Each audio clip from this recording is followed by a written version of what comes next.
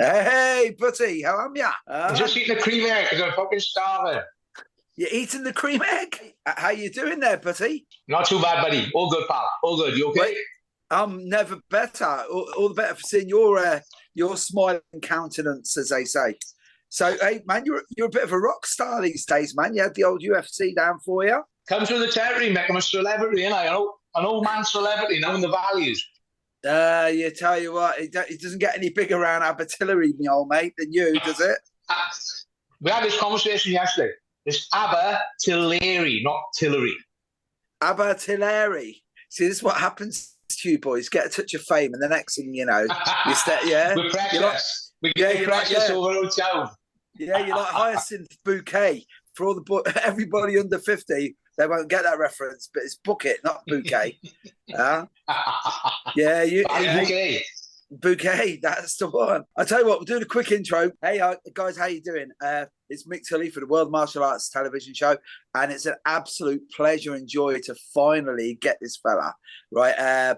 Unfortunately, I knew him when he wasn't famous, and now he's famous. He's starting to tell me how to pronounce where he comes from. He'll be saying in a bit to call him Ricard Shore or something. I am Ricard, is it?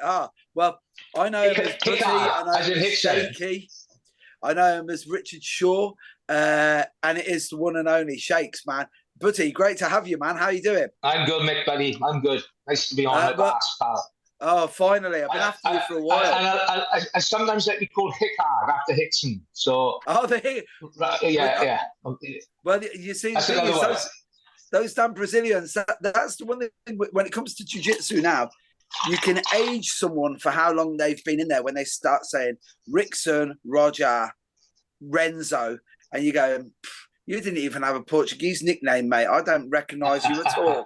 Yeah, do you remember when everyone had the Portuguese nickname for a while, didn't they? Yeah, they did. The Brazilian instructors come over and started throwing names at you, didn't they? Well, the thing was, what it was the Brazilians. I don't know if you know, man.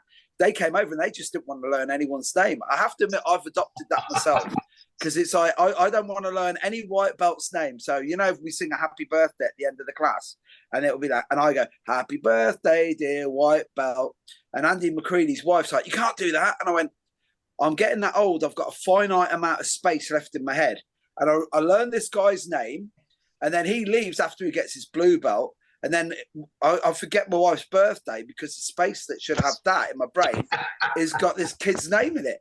So yeah, I see where they're coming from. But Shakes, we're going to start at the beginning if you don't mind. It's a good place to start. How'd you get into martial arts? Okay, so as a youngster, I was involved from the age of about 8 to 11 in judo. But good learning curve, really. Maybe we go back a bit because my parents pushed me into doing a competition, and I didn't enjoy it. And that's why I've always had this attitude that we shouldn't be pushing kids into competition. For the kids at the under 16, should be about enjoying it, building a bit of confidence, keeping fit, and learning jiu-jitsu in a fun environment. So I'd done that. Then I played football from the age of 11, right up until I'd have said very early 20s. And I was working in a pub, and there was a black belt in judo and a black belt in karate working there as doorman. And I suppose it was the early onset of a little bit of mixed cross training, you know what I mean, which wasn't about back then. It was very singular, wasn't it? You either train karate. If you train karate, you weren't allowed to go to the Kung Fu Club. So we started going up there about 2 to 3 evenings a week. We had some mats up in the function room, and I'd done that probably for about on and off for about 9-10 years, and was really of the belief that I could handle myself. We were training regular. We'd do some sparring, do some judo in the gi, do some pad work. And then when I was 29, I think it was, I was in the old leisure centre, and I bumped into an old friend of mine that had been in school called Steve James, who's still one of my students to this day. And there was a matted area in the sports centre, like a dedicated martial arts room, but anybody could go in there. So I'd done my run, I'd popped in there, started hitting the bag. Steve goes, "You're still training with the doorman down the club?" I go, "Yeah, do you fancy having a grapple?" And in my mind, I'm thinking, "Oh, yeah, I'll give you a grapple. I'm going to smash him." Do you know what I mean? Who's he now to ask me if I want to grapple? And the next 3 minutes was the biggest learning curve of my entire life. I probably got submitted 6-7 times in 3 minutes. And then I had to say stop because we've all been there. You see it with the new starters with this drowning sensation. Your lungs are not working. Yeah. You're trying to out strength, and it was the most incredible sensation. I sat there gasping for breath. I think I was having a heart attack. Which I didn't know what they were at the time. Triangle choke, cross collar choke, rear naked choke, guillotined, swept like a dirty floor. If I'm honest, I'm like, Steve, what the hell's that? He's like, well, I've been training jiu-jitsu a couple of years. You know, you want to pop up, and that was my introduction. So the following week, I went up to the club. It was a traditional jiu-jitsu club. They were under the umbrella of the Thai Jetsu Kai. You probably remember Ross Inosanto from. I remember Ross Inosanto. Well, yeah. Yeah. So Ross was the head instructor of the organisation. We trained at a club called the Falcons, and I was just addicted, you know. So I turned up at the club for the first time, and I walk in, and you know the instructor says to me, "Oh, there's no technique tonight. It's a sparring night." So I look around the room. There's probably about 20 people in there. I said 15 were under the age of 16, and a couple of adults that were no better. And I'm like, "Yeah, I'll be fine. You know what I mean?" And then for the next 60 minutes, I got submitted, swept, mugged off, out, cardioed by a group of children. I'll say it, children. Yeah. And four of the most unassuming men I've ever laid eyes on as well. And it was just I tell you who was there. Joe Duffy was a 15-year-old kid at the time who was a UFC star, who went on to be a UFC star. Joe was part of the team. And I sat in the car for about 20 minutes after, and I thought, right, do I go back to the workman's club and carry on training in my comfort zone, or do I learn this? And that's where I became. I've got a bit of an addictive personality. I'm quite compulsive with stuff. I started training 5 days a week and traveling all around the country, and that would have been around about 2000, 2001. So from that point on, that's when I classed myself that I became like a full-time martial artist that was dedicated to that. I gave up football from 29 years of age. Then it was just solely learning jiu-jitsu, kickboxing, wrestling, judo, muay thai, whatever I could. But it's funny you said that, because I had the same thing. I've said it several times in interviews where I always say, you come out of it, and the only thing I would never make fun of an assault in any way, shape, or form. But that was how I felt. I came out, and it was that whole. Now, do I pretend this never happened to me, or do I embrace it? And it is the true victim mentality, because it's like, do I pretend and compartmentalize that, or do I go? I use this line all the time. I got a load of young kids training with me, and they're great lads. They're all like, from like 14 upwards. This is the one thing I would say about traditional martial arts now, especially when I meet old karate boys. And they're like, he's only a kid. And I went, I've got a 14-year-old that'll batter you, mate. And they're like, no way. And I'm like, trust me, I've got a couple of 12-year-olds that'll give you a stretch, you know what I mean? Yeah. And of course, one of the classic lines I do is I get side control, squeeze the hell out of them for a bit, drop the pressure game on, then give them the knee on belly, and always go like that. I said, do you want to live in a world where another human can do this to you? And they go, no. And I went, no, you want to be the human doing that. And it's funny you said it, because that period, 2001, 2002, that was the litmus test for so many people. Like I held off. I hid in, and I love Jeet Kune Do, and I love Kali. And most of the really good guys in Brazilian Jiu-Jitsu that I know, I all met through JKD. And what I did was I went to the custard factory, got battered, pretended it didn't exist, and then couldn't live with myself. So I had to go back. But like, I didn't really start properly training until 2009, and I was exposed to it way before that. So this is if you don't mind, I'm going to ask now, when did you start teaching then? When I was a member of this club, so like I said, we joined this club about 2001. I said around about 2005, 2006, I started helping out, taking some of the jiu-jitsu and the MMA, sessions. And then I branched off on my own in 2007. I entered one of the traditional martial arts world championships out in Germany, so I flew out for that. Massive event over 5 days. And I took a gold medal in the sport jiu-jitsu, and I took a silver medal in the grappling out there. And when I came back, I just felt like going as far as I could with the current club, so I decided then to branch off. That's where the name Tillery Combat came from, because we needed a name. There was eight to 10 of us started training in a nightclub cellar, and that was the start of the journey then of Tillery Combat show mixed martial arts. I've been trying to get you for ages, because before lockdown and everything, and we were going out on the road and we were doing loads of stuff on the road. I said to Will, I said, we've got to go down and see some of these boys down in Wales. And it was, you were still I'm going to get this right now, the Tillery. You were still the Tillery combat gym. And it was like the corrugated, it was the old corrugated metal roof place, wasn't it? And yeah. And it looked like a Second World War fallout shelter. And I said to Will, I was going, Will, you should see what these guys are doing here, because if you don't mind, like, we're going to jump forward a little bit. Like, some of the names for the guys who are watching who know anything about UFC, you know, like Brett Johns, Marshman, you know, like, because that was one that got me. I think it was Marshman's first fight when he was in the UFC, and I was like this going, people don't know that, like, you want to talk about Rocky and Creed? That's a Rocky and Creed story. Yeah, right I agree. It's the truth, right?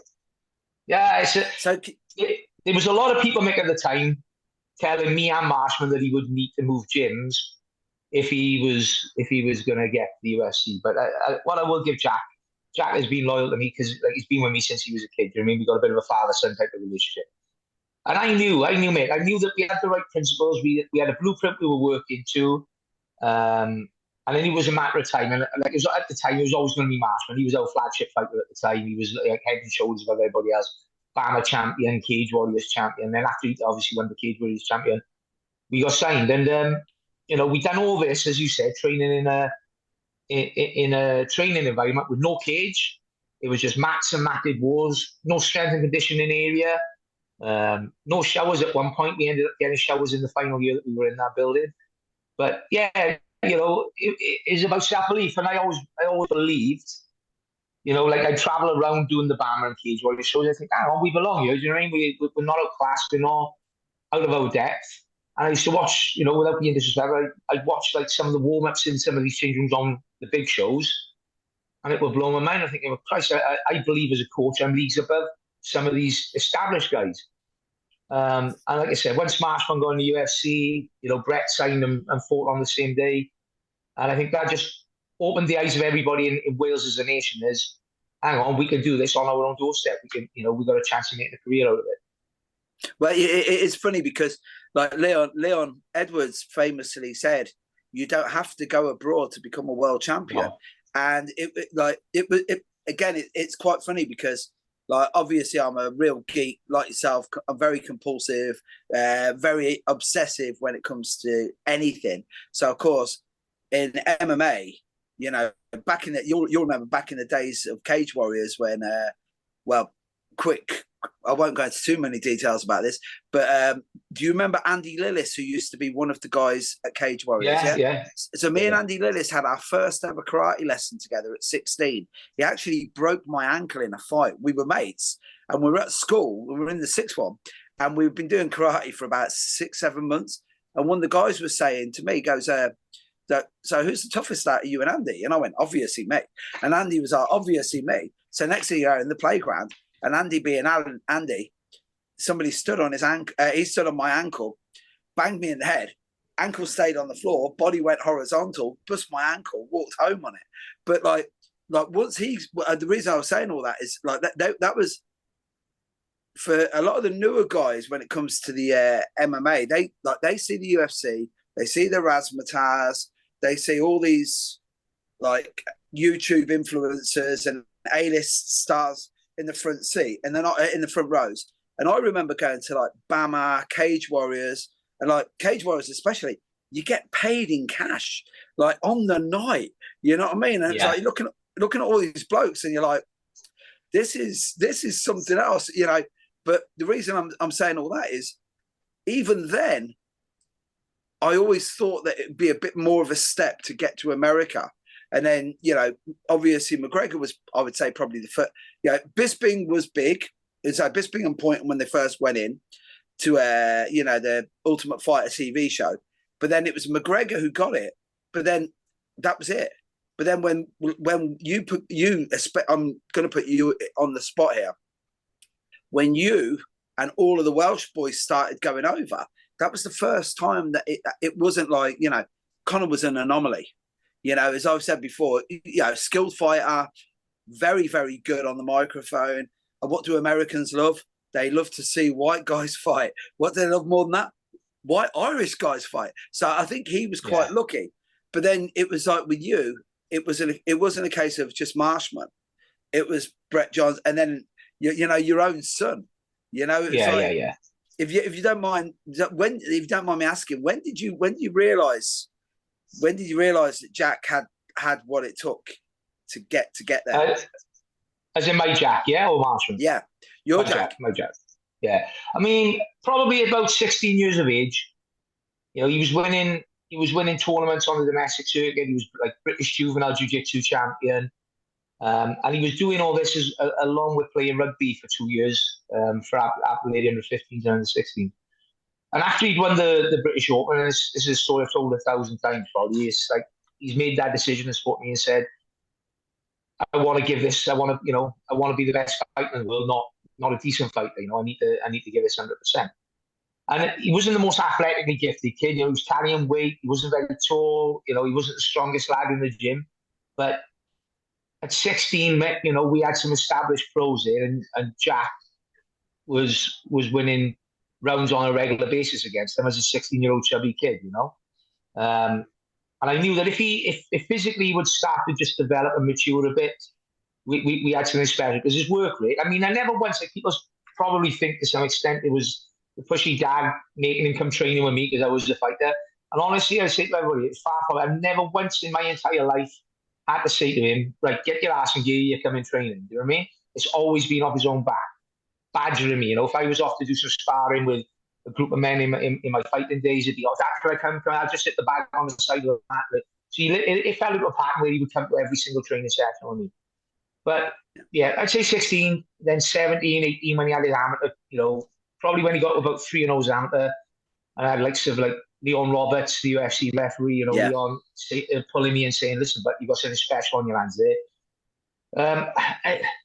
Jack is one of these who's probably had to work harder than anyone because, like I said, you know, genetic-wise, he's not the most physically gifted lad in the world, but he works so hard. There's nobody works harder in the gym, nobody more disciplined, nobody more dedicated. So I knew that, you know, if he had a bit of luck, and it's always a bit of luck because you've got to avoid injuries, you've got to avoid, you know, particularly young men, a woman can come on the scene and totally distract them from the art. You know, where we are from, there's not a lot happening, so drinking drugs is a big problem. You know, I've lost a lot of guys to drinking drugs on the circuit that have been really talented.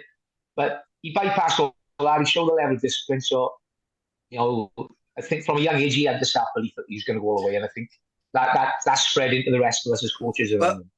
But one of the things I remember years ago, and it was one of Neil Simpkins' competitions, and you were just coming in through the door and we were having the crack because my job was always just to stand on the door and say hello to people. That was the thing. It was all right, Shakes, how you doing? And I had you at the time over it because you just mentioned there about Jack not being the most physically gifted character, right? But you're his father, you're his coach. So, you know, that you're this very positive role model and, you know, you should lead by example, right? And you were the guy who posted pictures of him where he was still ironing his hair. And like when he was about 14 years of age, and then I don't know. I'm sure it was you that did the comparison. This can't be the same person. And you put a picture of him when he was a kid, and then a picture of him when he got to the UFC. And I was going, what sort of dad does this to his own kid? And then obviously there was a bit of banter back and forth. But that, you know, it was like you touched on where you're from, because obviously down that neck of the woods, like I'm going to spit immediately after I say her name. Margaret Thatcher ripped the heart out of the community down there, right? Yeah. Took away everything. And I one of the things that I've always admired about you is the fact that where especially when I was seeing you do it on social media, where it was you were trying to explain just how much somebody could get out of coming training. And it wasn't like an infomercial. Every now and again, you post stuff about coming down and doing some training and stuff. But this was back before you had Shore Martial Arts. The way you used to sell martial arts, you didn't sell it like, oh, by the way, we've got 3 guys fighting in the UFC right now. It was more a case of, you know, it's life shit. Come down here, we can help you out a little bit. You know, when did that come in? Did you always see that martial arts could help people? Always. I mean, I've got a list as long as your arm of boys which have been to prison or on the verge of going to prison. That back in the early days, I used to do a lot of work with the youth offending service, so I get a lot of referrals. And I used to try and educate these lads and say, listen, you're fighting constantly on the street. Now, I've got an opportunity here where you can come and train, where you can fight every night. And at the end of it, there'll be an opportunity for you to fight and get paid money and have a little bit of glory on the back end of it. But the two don't go hand in hand, you know. And it was just such a brilliant way of them positively getting rid of the aggression. And there's a lot of aggressive kids where we are from it. You know, we got, and I'm like a broken record with this, but I keep telling people stats because I think it's important that people appreciate just how forgotten a nation we are as Wales. You know, as you said, the miners' strike in the 80s. So before the 80s, Abertillery was probably a pretty well-to-do area, probably 90% of people in employment, good wages, you know, tough jobs, but creating tough men and characters. And, you know, once the miners' strikes, they're not going to affect that. Once the mines shut, so it's not just the miners that became unemployed, all the local businesses were folding and going bankrupt because the money wasn't there to be spent in the greengrocer shop or in the local sweet shop or in the video store back then when there was video shops, you know. So the knock-on effect started in 80s. So you can imagine what I picked up in the early 2000s. We're just an area with no investment, low incomes, high unemployment, high poverty. Statistically, last year, Blaenau Gwent, which is the borough that Abertillery is in, had the highest amount of children in poverty in schools. It had the second highest amount of free school meals percentage-wise in the country. It had the second highest unemployment rate in the UK. And probably, I've got to limb and say, the worst amount of like investment off the Welsh government coming into our area. So there's nothing for kids to do other than get in trouble, go drinking, and end up fighting. There's a lot of pent-up aggression, a lot of pent-up frustration. And I think I used that really well, positively, to get boys off the street. You know, I was the landlord's favourite person at the time because they could ring me on a Saturday evening if there was a little bit of, let's just say, unsettled atmosphere in a pub, and I could go in there and point a few of my boys out from there, and it would be resolved without anybody having to phone the police, any doing. So, you know, the community got behind me in that respect as much as I was creating a team full of fighters that were killers, but at the same time, they were learning respect. They knew that I had a certain code that they would have to adhere by. And for me, I don't want the greatest fighter in the world if he's an asshole. It's no good to me. I don't want some idiot representing me and my reputation. He can be the best fighter in the world, but if outside he's not liked by anybody, he's got a bad attitude with his teammates, bad attitude with the community. Just you know, for me, the key thing is creating good human beings. And on the back end of that, if they become a good fighter and a good competitor, that's a bonus. But for me, it's like getting them into something positive, getting them off the street, out of trouble, getting them fit, off the booze, off the drugs, and just creating fit, healthy human beings that are good for the community. I remember years ago, there was a quote from Don Draeger, you know, the guy who went all around the world, and he was the first guy to really see all the different martial arts. He wrote a book about it. So it was the first time that the West had known about all it, like way before even television, internet, whatever. And Draeger used to say the one thing that he found all the way through martial arts was that if you got a guy who was at a really good level, the world was a safer place with him in it. So when in that room, the world was a safer place. And it'd be like, oh, you know, and everyone jumped to that conclusion, you know, oh, so he could straighten any trouble out. And he went, no, because he's not a maniac. Like, because he's got his violence under control, he'll do that. And then the second one, as you were saying it, is like Guru Dan Inosanto, my main teacher. Guru always says the same thing. He goes, you got to be a good citizen and a good member of the community. He said, that's the paradox of martial arts. You do it all for yourself, but it spreads out into everywhere else. Now, that's going to link me into when you're talking about fighting and stuff. Like, I have to admit, right? It was I on the last fight on the last card that Jack was on, right? I made £530.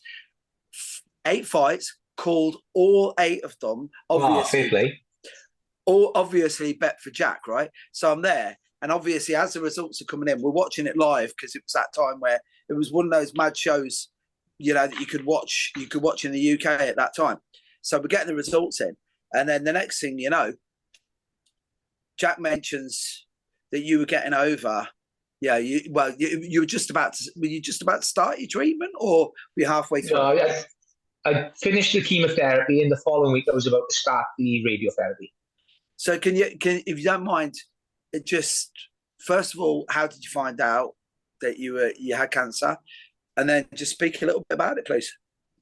Right. So last April 2022, I found a lump in my groin. So I had one of the lads look at it in the gym, who's pretty clued up physically, and he's like, "I think it's an hernia. You need to get down to GP." So I booked an appointment again about a week I had to wait. So the GP has done this examination on me. He said, "Yeah, you've got a hernia. We'll put you on the waiting list. It can be up to 12 months." I said, "Can I carry on training?" She said, "Yeah, carry on training as long as it's not uncomfortable, but don't be lifting anything heavy." Okay, so I go from there and I go back training, and I just try and avoid doing a bit of weights, just grappling really. And in July, I had a phone call saying that there'd been a cancellation on the hernia operations, and could I go down and have a pre-op? So I thought, oh, brilliant. It's only been a couple of months, 5 months rather than a year. So I go down, this doctor meets me, has a chat, does an examination, and he's like poking and prodding the lump. And his words were, on a scale of 1 to 10, how painful? And I've gone 0. And he says, "All right, appreciate you're a fighter and a martial artist. Leave your ego at the door. How uncomfortable?" I said, "Doc, I got no ego. It's 0. I can feel the lump, but there was no pain there." He says, "All right." So he says, "Can you wait 10 minutes? I want to go and do a Zoom call with my superior." So he comes back and he goes, "Right, I don't think it's an hernia. We need to find out what it is. That should be really uncomfortable, what I was doing to you. Can you do an ultrasound next week?" So yeah, so I go down and have the ultrasound. I'm literally laid on the bed 15 seconds. They're doing the ultrasound. The doctor says, "Right, I can categorically tell you this is not a hernia." So I'm getting a bit stressed. And I'm like, "Well, what is it?" "But we don't guess in this game. We need to do further tests." The same day, then he says, "Can you wait an hour and I'll get you an MRI?" My heart sank at that point because I thought, like, where we are in Wales, to get an MRI is 18 months all day long, yeah, unless you go private. But he took me up on the same day, done an MRI scan. And as I left, they said to me, "If that inflames, you need to present to A&E." So 2 weeks goes by, like an orange size lump is now pushing through on my groin. It's swollen up. I had a job to walk, so present to A&E. After 9 hours of bloody waiting, I go in and they say, "Oh, let's have a look. How uncomfortable?" I said, "I'm in absolute agony." I said, "I did have an MRI scan to see if the results are back," and it does. And she said, "Right, we believe it could be lymphoma cancer.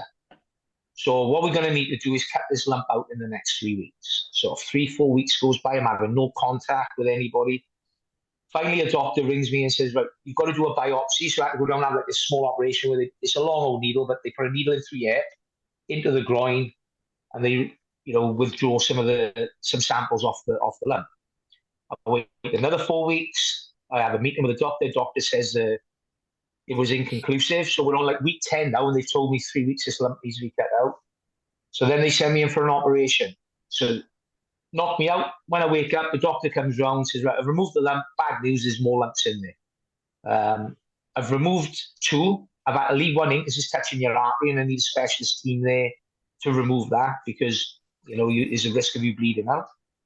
But what we've done, we've sent these lumps off for biopsy. Fingers crossed it'll come back that it's benign. And, I've done enough digging out that this will be the end of the situation. So 4 weeks goes past. I get a phone call by a guy called Professor Edwards, calls me down to the hospital, and tells me I got cancer pretty much, and that I would need chemotherapy and radiotherapy to fix it. So, it comes as a bit of a blow. That was the end of November. Obviously, the wife is upset, Jack's upset, my daughter Alice is upset, family, friends. But it is what it is. So you got to get rid of it. So I met the cancer team. They were lovely. I got to be honest. I can't fault them guys. The support given me has been unreal. On the back end of that, it was arranged that January the 6th I would start chemo, and that's what I've been doing pretty much for the last 4 months. So I had chemotherapy from January 6th through to end of March. horrific, and like you speak to different people, it affects people in different ways. For me, it was awful. I was on like 28 tablets a day, 20 steroid tablets a day, self-medicating injections 5 days a week. So you'd have your treatment on the Friday. You would be dying on your backside for 5 days, but you'd be taking all these steroids. So you're not sleeping. Your mood is bad. On day 6, then till day 11, you'd have to self-medicate injections. I was making me ill. Then you'd have 10 days respite where you'd feel a little bit better, and then you'd be going back through the process again. So, when we was diagnosed, Jack said, look, we were aware the London fight was coming, and he's like, I don't want to fight. And I'm like, son, it'll give me something to focus on as well. I'm one of these, I've got to be busy all the time. I can't sit still for 2 minutes. And I just thought it would really take my mind off the treatment and the rest of it. So it was a tough time for him because he's obviously been worried about me, and add to the fact there were pockets of days where I wouldn't be at the gym. I've not been able to teach from January to March because I've had to sit up, from a distance with a mask on, because obviously your system is vulnerable. If you pick up an infection, it delays the next set of chemotherapy, which then, how they explain is, if I miss one, they add 2 on the end. So it was horrific. My first one. I didn't want to miss one. So finished last week on the radiotherapy. That was draining, 4 weeks at the Velindre Hospital in Cardiff. I had to drive back for every day, have your treatment, come back home. And now I wait 6 weeks, and I have a scan in 6 weeks' time. And the doctor will give you the results as to whether I'm in remission or whether we've got to follow on and do additional treatment. Well, I've been following it. As I said, I won't lie to you, it came as a wrench because I was watching the London show, and then I don't know if you remember, I sent you a message. I sent you the screenshot of my winnings at the end of it, and you went, good lad. Yeah, and I think you were looking for 10%. You looked for 10%. You did the Dana White on me. My son wanted 20%, so he wanted that as well. But it was a nightmare. And then obviously I sent you a message. Yeah, just sending love. You can't do anything else. You know what I mean? And then what I've noticed recently is how you've been raising money while doing this for the cancer. Is it the cancer ward or I wanted it specifically to go to the ward, not the hospital in general or one of the cancer charities. So honestly, mate, the doctor down there, Dr. Tricky, and the nursing team, I'm an old man, a little bit agitated, and it comes as a shock, but just make you feel at ease. The care and compassion they show. People talk about unsung heroes. Let's stop down your unsung heroes. People use the word in fighting all the time, warrior, don't they? Oh, he's a warrior. I say to everybody, come down and have a look at some of these youngsters on these wards. You'll see what a real fighter is. What we do is for fun in sport, but to see these kids having treatment and watch how upset their parents are, and just watch how full of joy they are, these children, that are at risk of losing their life at a very young age. But just to watch how the nurses, staff, and everybody are, how they look after them, it's amazing, mate. And as I said, I run the Cage Warriors Academy show. We always raise money for a charity. On the night, we've always changed the charity every show. So we decided to do it for the ward. Jack did a bit of memorabilia, which we signed. Yeah, I saw that, as well. And we came up with just over 2,100. So I give a check for 2,100, and we bought like 20 bottles of wine and 12 boxes of chocolates for the staff in the ward as well. So it was nice. We went down, done the presentation, and do you know what? I couldn't get over it. Like, the head nurse says to me, "Thanks for this." Not so much for me, she said, but for the young girls, it's a big thing, because very rare they get any sort of accolade or any sort of thanks, for what they do, which I found amazing. But going forward, it'll be a regular thing. 2-3 times a year, I'll raise money for them, and fingers crossed. If we can help them in any way we can, we'll continue to do so for the next 10, 20 years, whatever it is. Well, the thing was that like I was really impressed when I saw that, and then a couple of days ago, I think it was, I saw that the guys at the club had done something for you. Would you like to? Wednesday at the session. Again, I'm an emotional wreck anyway. Mick, they don't take the piss because I'm this big alleged toughen up, but I cry over everything. And Yeah. they just presented me with a card. The card, mine was a tongue in cheek. It was like the straight out of Compton theme, but it said straight out of chemo. And everyone filled it in, and they'd had a collection. And God bless them, they give me a holiday voucher for £1,200 for me and the wife. Wow. Once we've had, but I'm not going to use that. I want the all clear first. I want to make sure that my mind's in a good place. And but yeah, I said on the post that I put on social media, we really have something unique at our gym. I believe it's not just like a team of individuals training for their own purpose. It's a team, a very, very, very much in the spirit of a football or a rugby team, where everybody's behind everybody. I've always said this, people say it's an individual sport, but if you haven't got a teammates to train with, you can't progress. So it is in essence a team sport, because everything about competing in Jiu Jitsu or mixed martial arts or any sort of combat sport, it's no good if you got a team of people around you can trust, that you can spar with, So yeah, fantastic team spirit down there, and yeah, it was quite emotional, to be honest. Yeah, when it popped up, because obviously, as I said, when Jack said it in the cage, I was like, oh, shit, and because the boys were like, mate, yours, isn't it? And I went, yeah, and I went, and again, it's that whole, certain people will put it out there, and I don't judge them, because some people need to have that social media interaction. Then other people, you find out, like yourself. We never told anybody. I'm not one of those guys that needs to post my life on Facebook. My Facebook is pretty much made up of trolling the football fans. I don't even follow football, but I have hours of fun trolling people on football. And Love Island. Love Island. Yeah, Love Island. And I left Love Island this year just because it wasn't well, mate. I was having the chemo, and I just didn't have the frame of mind to start bantering with people. So I had a few people message me going, "Are we not having updates? And I was like, oh, I just haven't got time at the moment." I didn't get into it with anybody, but my close family knew.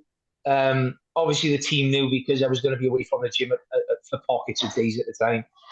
But I kept to myself. And also, mate, we didn't broadcast a fight week or anything, just on the basis that I didn't want anybody thinking I was looking to put an excuse in place should Jack not come away with the win. It's been a bit of a perfect storm, a bad situation, when he's announced what he's announced. The feedback off people, the reaction to the auction spiked then, so we raised 2,100. By Monday, I'm not exaggerating, I must have had 1,500 messages of people I knew, people I didn't know, people I knew of but have never met in the fight community, people who've lost parents to cancer, people who's dealing with cancer, and it was quite touching to see the response of it.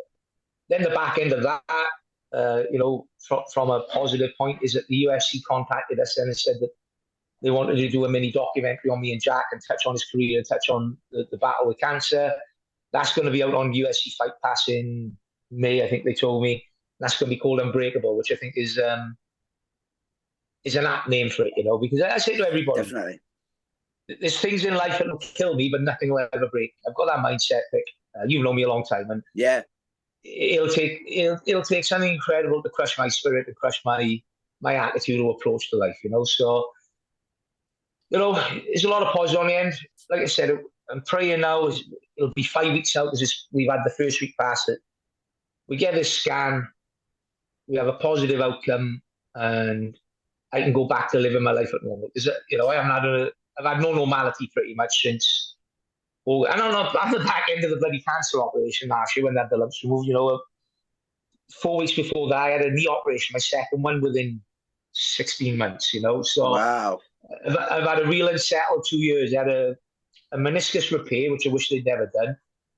Put me out of training for 9 months. Then it tore again. Then I ended up having the meniscus partially trimmed, which I wish they'd done first time round because it's recovered lovely now. But yeah, it's been a tough, not just physically, but mentally, it's been tough, but I try and stay on top of it for the benefit of the family and everything else, Yeah, you see, obviously in nowhere near your level. A couple of years ago, I went deaf overnight. They thought I had a brain tumor. Then found out it was just getting repeatedly punched and kicked in the knees and elbowed in the head. And they were like, what did you expect? It was something was going to give. And, you know, you just touched on the mental health thing, because you go on social media and you know what it's like. Every Monday morning is mental health is not a joke. And I always look at it and go, no, that's a hangover. What you've got is you've been on the session. This is a hangover. And then, and it's not just hangover. It's drink and drug related a lot. Oh yeah, always. You know? And it's like, that's what gives them the spiral downwards. And then, just from my personal experience, man in his mid-50s, at the moment, what's getting me a lot of is just the realization that how many more years have I got left of doing this? And you know what it's like. I have this with Neil Simpkin all the time, right? So, you know, Bugger, he's a madman, right? He's a killer when it comes to jiu-jitsu. And he says, yeah, you know, some of those blue belts and purple belts give you a hard time now. And I'm like, but they should do. They're 30 years younger than me. 30 years younger, yeah, of course. And they haven't got the miles on the clock. So that's going to lead me into, like, yeah, everything, the stars are in alignment and you get the all clear and everything's good. What's the future for you personally, Shakes? Training wise and development? To be honest, it'll just be the same. Continue to improve the team, working hard, competing regular. For me personally, I've still continued to try. Like I said, doing the chemotherapy, even though I couldn't do any grappling or any teaching, with that respect, hands on, I was still in the gym every day. Fortunately, I got my own place and we closed between 10 and 4 p.m. I go down on my own and I do some weights, cross train, a sauna, and I would do that every single day. And I think that's had a big impact of not letting myself, not letting my muscle waste, which again can get impacted when you're having chemotherapy. But yeah, it's just like that peace of mind that you can start enjoying life a bit. It stays at the back of your head all the time, doesn't it, when you're worrying about a result, so. Yeah. And for me, and it sounds like I'm being pedantic, but it's more for my family than me. I can deal with things and live with things, but I know it's taking its toll on my wife and on my daughter and on my son, and close friends and the team as well. So it'd be just nice to go, right, clear, I can book a holiday with the fund, the money they've loved, they've got to collect if me, God bless them. And just go back to like a little bit of normality, not have to worry about, have I got to have an hospital appointment, have I got to have some injections, do I need to give bloods, have I got to go back and have chemotherapy? So I'm staying positive. I feel fit. I feel well under all the circumstances.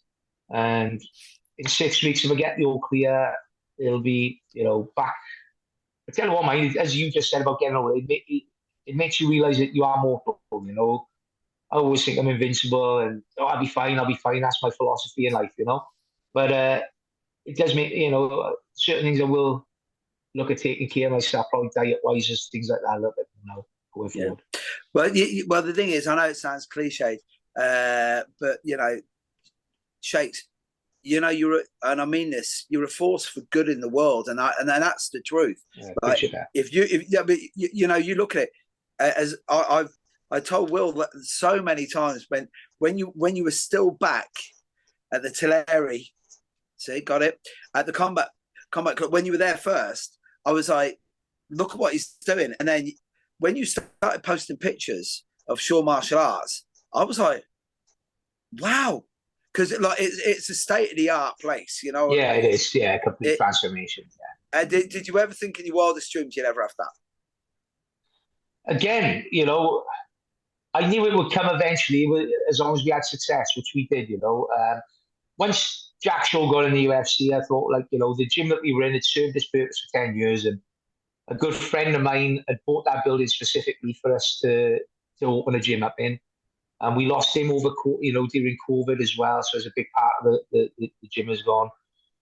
But we needed something. We'd done all this. We didn't even have an MMA cage in the building, So I wanted somewhere where everything was under one roof, where we had a sauna, a treatment room, a strength and conditioning and a fitness suite, a bigger wrestling area, and a full-size MMA cage. And, we made the shouts after Jack went. There was a lot of, what's the word I'm looking for? The country got behind him. It was a lot of talk, a lot of hype behind him. So it was a good time to open it. And we invested a fortune into it. And again, this is how shit my last 3 years have been.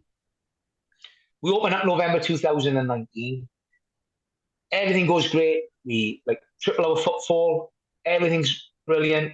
In January, my accountant rings me and says, right, you're going to have to switch from a sole trader, which I've been for 11 years, to a limited company. Yeah, no problem. We've done that. So we switched to become a limited company. Then March 2020, the entire country shuts down. Now, based on me becoming a limited company in January, where you've seen all these people and businesses getting grants, I was classed as a new business with no history of accounts, and I could not claim a penny. So we'd invested in apps. I don't know the figures, but there's a lot of money, 6 figures we'd invested into the gym. And then my income has stopped. My outgoings have not stopped because I've still got to pay rent on the building. I've still got to pay the electric on the building. So like pretty much for 18 months out of 2 years, we had zero income. We lost a lot of customers on the back end of it. And I'm talking to a lot of gym managers, and they're all saying the same. It's never fully recovered from that COVID period. People have gone into a rut and have become isolated and have become afraid of going out and breathing fresh air. And the last year has been pretty okay. We've started picking back up, taking over. But, the last 3 years, if anything has gone wrong, it's gone wrong. It's like my knee operation was a routine trim. When I woke up, they'd repaired the leg 9 months, for 8 weeks on crutches in absolute agony. Then it tore again. Then I lost one of my best friends in the world during COVID. He passed away. Then I had another knee operation. Then I had all this bloody issue from April 2022 onwards with worrying about what the lump is and whatnot. But as I said, it may kill me, but nothing breaks me. And I keep going, I keep my head up, I keep smiling, and you can throw the world at me, pal, and it'll either bounce off me or it'll kill me, but it'll never break. Yeah, it's like that. It's like that old saying, it's like God never gives you more than you can handle, and you're like, God, I'm pretty much up to my fucking limit now. You know what I mean? He needs to rein it in if he is for real, because he's taking the piss out of me. Yeah, Morgan Freeman, if you're listening, bro, you know what I mean? I'm speaking directly to you. Or Charlton Heston if you're a little bit older. But Shakes, if you're a bit older. I'll tell you what, thanks so much for your time. As I said, now I had to watch, I'll tell you now, I had to watch some Love Island because I didn't have to watch it because you used to take the bullet for everybody, yeah? But it was like... Listen, that's a wrong phrase to you. It's my guilty pleasure. I used to look forward. I finished training, have my shower, lock the gym, drive up, have a bit of dinner with my wife. I say, 9 o'clock, your kid, let's get it on. I'll tell you what, I got to tell you something. Now, I'll let you have this one, right? You remember how great Dan Hardy was at doing the breakdowns on the fights, yeah? For the UFC. You are literally the Dan Hardy of Love Island. I'd be watching it and then it'd be like snakes and fakes, babs, and all that. And then I'd look at that, and I really mean this. I said it's been an absolute joy to get you today. But I've always wanted to tell you and have a record of this. Like the only person I know as problematic on social media than me is you. But it was like I was looking at the Love Island. I could tell was a guilty pleasure, but the football. And it was like, I was like, Shakes is just trolling people here. And like, there were guys literally spitting with rage. And then I was like that, and I was thinking, yeah, but we're talking about the guy who introduced me once. Do you remember the time up at Densetsu, submission only tournament? Do you remember? You introduced Ashley Amos to me as the chocolate. Yeah. Because I went in, I was like, so nicknames, boys. And you came over and you were like, Mick, this is the chocolate pig. And I went, what? And he went, he likes chocolate and he looks like a pig. And then everyone else was going, I'm the soul snatcher. I'm the heart killer, all of this. And I was like, and then obviously the chocolate pig loved it. But Shakes, it's been an absolute joy over the years. Just every time I see you, it's always great to see you. I wish you all the best for your health. All my love to the family, and the thing is, looks like this will be the last one. That was some win for Jack. That last fight. The momentum's back again, right? Back, mate. And again, there's a lot of people doubting us after the loss, but I knew 1-4. He should have done 1-4-5, 3-4 fights ago, But as he's always said, it's easy to forget about a horrific wake up when you're winning. But I think, particularly around second round, we seen the old vintage Jack show back. Somebody would mix it all in, put a pace on people and break them. And as I said again, I don't think he had enough praise for what he done. You know, he submitted a guy that's never been submitted in the UFC. I think his last submission loss was 12 years ago when he first started. Wow. So, you know, to finish him the way he did, I'm really proud of him. Really proud. I'll tell you what, Jack Tank Shaw, man, he's good. And the beauty is, like, the beauty of the UFC game now is it used to be a meat grinder, but you show me a guy who hasn't got a loss on his record, and I'll show you a guy who's never really fought. You know, exactly. Khabib's great, but you know what? Sorry, there's 29-0 is great, but you look at the defenses and you look at some of the old champs that really put it on the line. And this would be the last thing, if you don't mind me asking, right? What's your take on this amalgamation with like WWE and like turning it into this multimedia thing? Do you think that's going to be good for the sport? I don't really know, to be honest. Like any sort of exposure is good exposure, but from what I'm hearing, there may be a bit of crossover with like guys coming at the end of their career in the UFC, possibly dropping into WWE. I don't see any of the WWE guys coming over to fight. Not at that. Well, we've seen what happens. CM Punk didn't do well. Yeah, so I just don't see how.